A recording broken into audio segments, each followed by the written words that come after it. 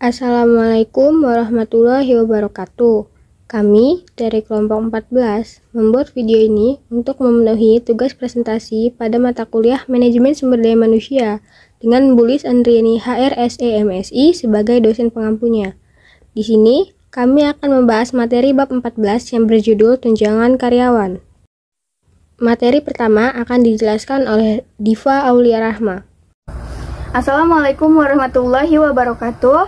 Saya Diva Aulia Rahma sebagai pemateri pertama untuk bab tunjangan karyawan. Pertama-tama, apa sih tunjangan karyawan itu? Tunjangan karyawan merupakan kompensasi yang diberikan oleh perusahaan kepada karyawannya di luar dari gaji pokok yang mereka miliki. Jadi ada beberapa alasan untuk kenaikan tunjangan karyawan. Yang pertama adalah legislasi atau aturan yang memang sudah disahkan. Yang kedua adalah kontrol upah dan tenaga yang menyebabkan adanya kelangkaan tenaga kerja. Yang ketiga adalah perlakuan yang berbeda untuk masing-masing program tunjangan. Yang keempat adalah keuntungan yang lebih dirasakan secara kelompok dibandingkan oleh pribadi. Yang kelima adalah pertumbuhan buruh yang terorganisir. Selanjutnya ada program tunjangan karyawan. Pada dasarnya, program tunjangan karyawan dibagi menjadi 5, yaitu asuransi sosial, kompensasi pekerja, asuransi kelompok pribadi, pensiun, dan gaji atas waktu tidak bekerja. Yang pertama adalah asuransi sosial. Asuransi sosial dibagi menjadi 2. Yang pertama adalah jaminan sosial. Jaminan sosial pada awalnya mencakup asuransi pengangguran dan asuransi hari tua. Namun asuransi tersebut diamandemen atau diubah menjadi asuransi ketahanan hidup, asuransi rumah sakit, asuransi kecacatan, dan asuransi medis tambahan bagi lansia. Yang kedua adalah asuransi pengangguran. Asuransi pengangguran diberikan kepada orang yang sudah tidak memiliki pekerjaan dengan nilai sesuai dengan pengalaman pekerjaan mereka. Yang kedua adalah kompensasi pekerja. Kompensasi pekerja memiliki peraturan yang mencakup kematian dan cedera selama melakukan pekerjaan. Contohnya pada buruh bangunan, ketika mereka jatuh dan mereka mengalami cedera, maka mereka berhak mendapatkan kompensasi pekerja. Ada beberapa kategori untuk kompensasi pekerja. Yang pertama adalah pendapatan penderita cacat. Yang kedua adalah perawatan kesehatan. Yang ketiga adalah tunjangan kematian, dan keempat adalah layanan rehabilitasi. Selanjutnya, yang ketiga adalah asuransi kelompok pribadi. Asuransi kelompok pribadi dibagi menjadi 2. Yang pertama adalah asuransi medis.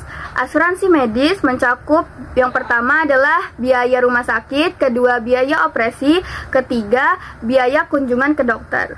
Tunjangan lain yang mungkin di cover untuk asuransi medis ini adalah perawatan gigi, perawatan mata, pusat persalinan, dan persiapan obat.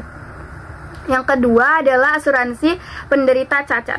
Untuk asuransi penderita cacat ini memiliki 2 kategori. Yang pertama, 25% sampai 52% karyawan mendapatkan asuransi jangka pendek, dan yang kedua adalah 18 sampai 42% karyawan mendapatkan asuransi jangka panjang. Yang keempat adalah pensiun. Untuk pensiun, yang pertama adalah tunjangan pasti. Tunjangan pasti itu merupakan tunjangan yang pasti didapatkan oleh para pensiunan berdasarkan kombinasi masa kerja mereka dan umur mereka. Yang kedua adalah kontribusi pasti. Kontribusi pasti merupakan tunjangan pensiun yang diberikan kepada karyawannya yang memiliki kontribusi pasti kepada perusahaan. Jadi perusahaan memberikan tanggung jawab penuh kepada karyawannya untuk menentukan tunjangan pensiunan mereka nanti berdasarkan kontribusi mereka. Jadi karyawan akan melakukan seperti investasi untuk investasi melalui kontribusi kepada perusahaan untuk mendapatkan tunjangan kontribusi pasti di masa pensiun mereka. Yang ketiga adalah sistem baki tunai. Untuk sistem bagi tunai ini, perusahaan membuatkan masing-masing karyawannya sebuah rekening lagi selain rekening pribadi mereka, di mana di rekening tersebut nanti akan ditabungkan sebagian gaji dari karyawannya, dan nanti di tabungan tersebut kan mendapatkan bunga dan dapat diambil ketika mereka mendapatkan masa pensiun. Yang keempat adalah ketentuan pendanaan, komunikasi, dan vesting. Pada dasarnya perusahaan swasta tidak diwajibkan untuk memberikan tunjangan pensiun, tetapi bagi mereka yang memang ingin menerapkan tunjangan pensiun di perusahaannya harus mengikuti peraturan yang ada di negaranya. Di sini ada vesting. Vesting itu merupakan proses di mana karyawan mendapatkan hak penuh atas manfaat keuangan seperti dana pensiun ataupun saham ketika mereka telah mencapai titik tertentu dalam pekerjaan mereka. Selanjutnya adalah perbandingan dengan negara-negara lain. Jadi perbandingan dengan negara-negara lain itu antara persenan pensiunan yang ada di Indonesia dengan negara lain, misalnya di negara Malaysia, Singapura, atau sebagainya. Yang kelima adalah gaji atas waktu tidak bekerja. Untuk gaji atas waktu tidak bekerja, yang pertama adalah kebijakan-kebijakan ramah keluarga. Kebijakan-kebijakan ramah keluarga ini dicanangkan untuk menghindari konflik antara pekerjaan dan non-pekerjaan. Jadi kalau pekerjaan yang seperti di kantor, sedangkan non-pekerjaan itu untuk yang di rumah. Sehingga diadakannya misalnya ada cuti keluarga ataupun ada tempat penitipan anak. Nah, dari kebijakan-kebijakan ramah keluarga ini nantinya akan memberikan efek tumpahan kepada karyawan lain yang tidak merasakan secara langsung kebijakan-kebijakan ramah keluarga ini, tapi mereka akan merasa bahwa perusahaan tempat mereka bekerja ini telah mengusahakan yang terbaik untuk sumber daya manusianya. Kemudian yang kedua adalah penitipan anak. Untuk penitipan anak sendiri ada 3 level. Yang pertama adalah level terendah, di mana perusahaan memberikan informasi mengenai kualitas ataupun harga yang murah, yang berkualitas tentang penitipan anak kepada karyawannya. Yang kedua adalah level selanjutnya. Level selanjutnya itu di mana karyawan diberikan voucher ataupun diskon oleh perusahaan untuk menitipkan anaknya di penitipan anak. Dan yang ketiga atau level tertinggi, di mana perusahaan menyediakan sendiri penitipan anak di dalam kantor ataupun di dekat kantor mereka. Selanjutnya adalah strategi dan tujuan dalam mengelola tunjangan. Kita masuk ke strategi dulu. Yang pertama adalah survei dan penolak ukuran. Informasi mengenai tunjangan biasanya itu disediakan oleh konsultan swasta, kamar dagang, atau Badan Pusat Statistik atau BPS. Dari informasi tersebut nantinya akan dijadikan perusahaan sebagai penolak ukuran dalam perancangan paket tunjangan yang kompetitif. Yang kedua adalah pengendalian biaya. Untuk pengendalian biaya memiliki beberapa faktor yang dapat dipertimbangkan. Yang pertama adalah semakin besar biaya untuk tunjangan, maka semakin kecil peluang perusahaan untuk menabung. Yang kedua adalah arah pertumbuhan dari tunjangan tersebut. Dan yang ketiga adalah usaha pembatasan biaya atau upaya pembatasan biaya untuk tunjangan, untuk masing-masing tunjangan. Jadi biaya yang dikeluarkan untuk tunjangan tersebut akan dibatasi. Misalnya untuk tunjangan pensiun sekian, untuk tunjangan asuransi medis sekian gitu, seperti itu. Selanjutnya akan dilanjutkan oleh rekan saya. Pada perawatan kesehatan, mengendalikan biaya dan memperbaiki kualitas terdapat 6 kategori utama yang masuk ke dalam upaya perawatan terkelola. Pertama, desain tunjangan. Yang kedua, penggunaan provider alternatif. Yang ketiga, penggunaan metode pendanaan alternatif. Yang keempat, kajian klaim. Yang kelima, edukasi dan pencegahan. Yang keenam, sistem kendali biaya eksternal. Salah satu tren dalam desain tunjangan atau rancangan adalah menggeser biaya ke pundak karyawan melalui penggunaan tunjangan hasil pemotongan, koasuransi, eksklusi dan limitasi, dan tunjangan maksimum. Tren lainnya adalah fokus pada pengurangan biaya melalui aktivitas-aktivitas seperti tes praadmisi dan opini kedua. Penggunaan biaya pelayanan seperti Health Maintenance Organization atau HMO dan Preferred Provider Organization atau PPO. Tren lainnya dalam upaya perusahaan untuk mengendalikan biaya adalah memberagamkan kontribusi karyawan yang diwajibkan berdasarkan faktor resiko dan kesehatan karyawan ketimbang membebani nilai premi yang sama. Selanjutnya ada staffing sebagai upaya pengendalian pertumbuhan biaya tunjangan. Terdapat beberapa pengaruh yang dapat membuat perusahaan mengubah praktik staffing mereka untuk mengendalikan biaya tunjangan. Yang pertama, karena biaya tunjangan bersifat tetap dan biaya tunjangan per jam dapat dikurangi dengan membuat karyawan bekerja lebih lama. Yang kedua itu ada organisasi akan berusaha membuat karyawan masuk ke kategori exempt. Apa sih kategori exempt itu? Jadi kategori exempt itu maksudnya pegawai yang dikecualikan. Pegawai yang dikecualikan itu adalah pegawai yang tidak berhak menerima upah lembur. Artinya karyawan yang dikecualikan ini biasanya dibayar dengan gaji tetap dan nggak ada upah lemburnya, berapapun jumlah jam kerja mereka per minggunya. Untuk menentukan status pengecualian ini, pemberi kerja mempertimbangkan beberapa faktor, termasuk tugas utama pekerjaan, dasar gaji, dan persyaratan upah minimum.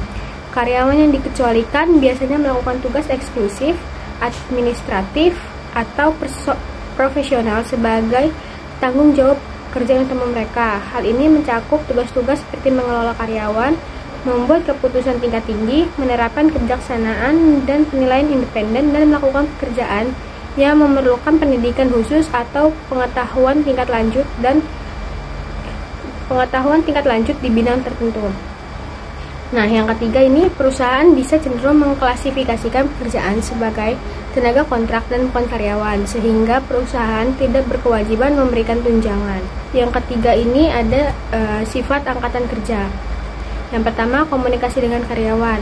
Komunikasi efektif menyangkut informasi tunjangan kepada karyawan adalah hal kritis jika perusahaan menyadari return investasi tunjangan mereka. Penelitian itu menunjukkan bahwa karyawan dan pelamar kerja ini sering nggak tahu banyak tentang tunjangan, apa yang berlaku di sebuah perusahaan, dan biaya atau nilai pasar seperti apa dari tunjangan tersebut. Karyawan akan merasa kurang puas apabila ongkos di pihak mereka tinggi dan informasi yang kurang dikomunikasikan dengan baik. Yang kedua itu ada rekening pengeluaran fleksibel. Rekening ini mengizinkan kontribusi prapajak terhadap rekening karyawan yang dapat ditarik untuk membayar pengeluaran perawatan kesehatan yang tidak dijamin seperti potongan atau co-payment. Aturan pajak pemerintah pusat mengharuskan bahwa dana pada rekening perawatan kesehatan dan perawatan tanggungan harus dipertimbangkan di depan dan dihabiskan selama tahun program. Dana yang mungkin masih tersisa akan dikembalikan ke perusahaan. Selanjutnya ada tujuan perusahaan. Ada beberapa tujuan perusahaan. Yang pertama itu membuat dan memelihara sebuah program tunjangan karyawan yang didasarkan pada kebutuhan karyawan akan waktu luang dan perlindungan terhadap resiko hari tua, sakit, dan kehilangan nyawa. Yang kedua, membuat dan memelihara sebuah program tunjangan karyawan yang melengkapi upah karyawan untuk dirinya sendiri. Yang ketiga, mengevaluasi rancangan tunjangan karyawan setiap tahun menyangkut pengaruhnya terhadap produktivitas dan moral karyawan. Memperhatikan turnover, posisi kosong, tingkat kehadiran, komplain karyawan, dan opini karyawan. Yang keempat, membandingkan rancangan tunjangan karyawan tiap tahun dengan yang berlaku di perusahaan terdepan lainnya di bidang yang sama, dan untuk memelihara program tunjangan dengan seluruh level tunjangan didasarkan pada biaya per karyawan yang masuk ke dalam kuintil kedua dari perusahaan-perusahaan ini. Yang kelima, memelihara level tunjangan bagi karyawan non-serikat yang mempresentasikan level pengeluaran per karyawan yang sama dengan karyawan serikat. Selanjutnya, menentukan setiap tahunnya berapa biaya program existing, perubahan program, dan program baru dalam bentuk presentasi gaji dan upah, dan untuk memelihara presentasi ini sebanyak mungkin.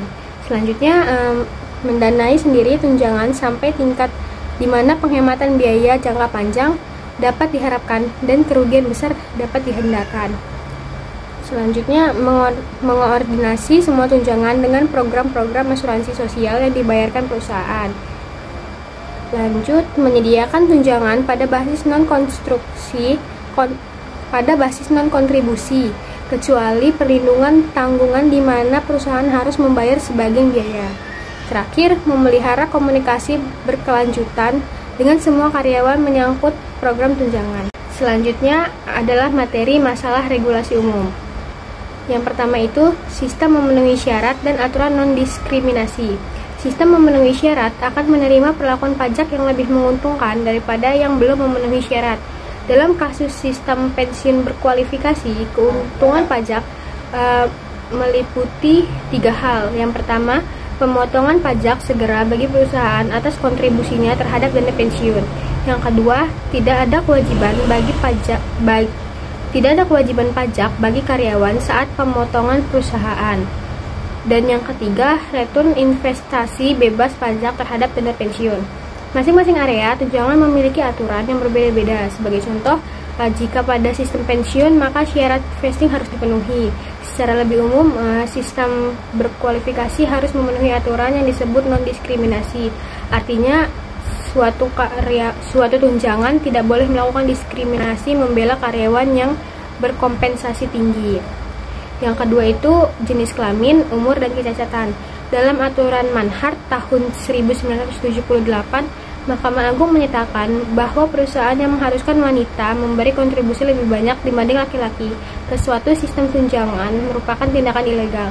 Ada 2 masalah terkait umur yang dirujuk melalui Age Discrimination in Employment Act atau ADEA dan amandemen berikutnya seperti Older Workers Benefit Protection Act atau OWBPA. Pertama, perusahaan harus hati-hati agar tidak melakukan diskriminasi terhadap pekerja yang umurnya lebih dari 40 tahun dalam hal penetapan gaji atau tunjangan. Yang kedua, program insentif pensiun dini harus memenuhi standar agar bebas dari tanggung jawab hukum. Perusahaan juga harus patuh terhadap Americans with Disabilities Act atau ADA atau Undang-Undang Perlindungan Penyandang Cacat yang mulai berlaku sejak tahun 1992 di Amerika. ADA menetapkan bahwa karyawan penyandang cacat harus memiliki akses yang sama ke perlindungan asuransi kesehatan apapun yang diberikan perusahaan kepada karyawan lain. Jadi, karyawan yang menyandang cacat ini harus wajib punya akses yang sama ke perlindungan asuransi seperti karyawan pada umumnya. Selanjutnya itu ada pemantauan kewajiban tunjangan masa mendatang. Dalam laporan akuntansi keuangan atau Financial Accounting Statement atau FAS 106 yang dikeluarkan oleh Badan Standar Akuntansi Keuangan pada tahun 1993 di Amerika yang mengharuskan perusahaan mendanai tunjangan yang disediakan setelah pensiunan dengan basis akrual dan bukan pay as you go. Aturan ini menetapkan bahwa semua tunjangan kecuali pensiun yang diberikan setelah pensiun tidak dapat lagi didanai berdasarkan prinsip pay as you go atau dibayar sesuai kondisi saat keluar kerja. Sekian video presentasi dari kami kelompok 14. Jika ada yang kurang dimengerti, silahkan bertanya di kolom komentar.